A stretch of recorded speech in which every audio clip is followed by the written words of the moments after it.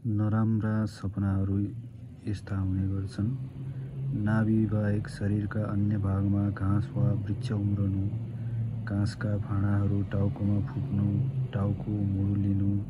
नाङ्गो हुनु, मैला लुगा लगाउनु, तेल लगाउनु, हिलो दलिनु, अग्लो ठाउँबाट पछारिनु,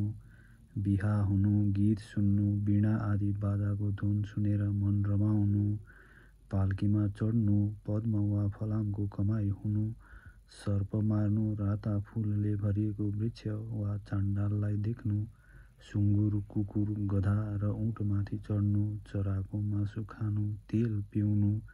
खिचडी खानु, माताका गर्भमा बस्नु, चितामा चढ्नु, इन्द्रका उपलक्ष्यमा ठडाइएको ध्वजा खस्नु, सूर्य र चन्द्रमा खस्नु,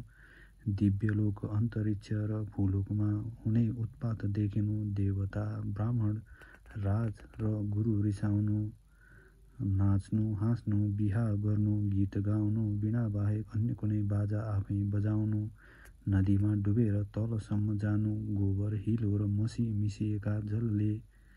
नुहाउनु, कुमारी कन्यालाई अङ्गालो हाल्नु, पुरुषका बीच मैथुन गर्नु, आफ्नै अङ्ग हानि हुनु, उल्टी गर्नु, उल्टी रोक्नु, दक्षिण दिशातिर जानु, रोगले सताइनु,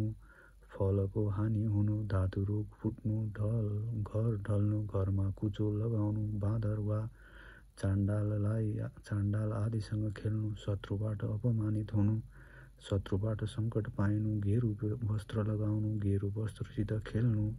तेल पिउनु वा तेलमा नुहाउनु, राता फुलको माला लगाउनु वा रातै चन्दन लगाउनु, यी सबै नराम्रा स्वप्न हुन्। यिनलाई अरूसित प्रकट नगर्नु राम्रो हुन्छ। यस्ता स्वप्न देखिएपछि फेरि निदाउनुपर्छ। यसैगरी स्वप्नदोष निवारणका लागि स्नान, ब्राह्मणको पूजा, तिलको हवन, ब्रह्मा, विष्णु, शिव र सूर्य गणको पूजा, स्तुति पाठ र पुरुष सूक्तको जप गर्नु उचित हुन्छ।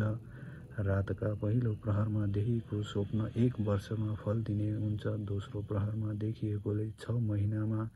तेस्रो प्रहरमा देखिएकोले 3 महिनामा, चौथो प्रहरमा देखिएकोले 15 दिनमा र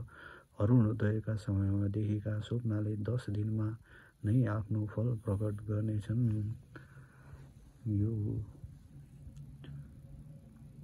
अग्नि पुराणको स्वप्नाध्यायबाट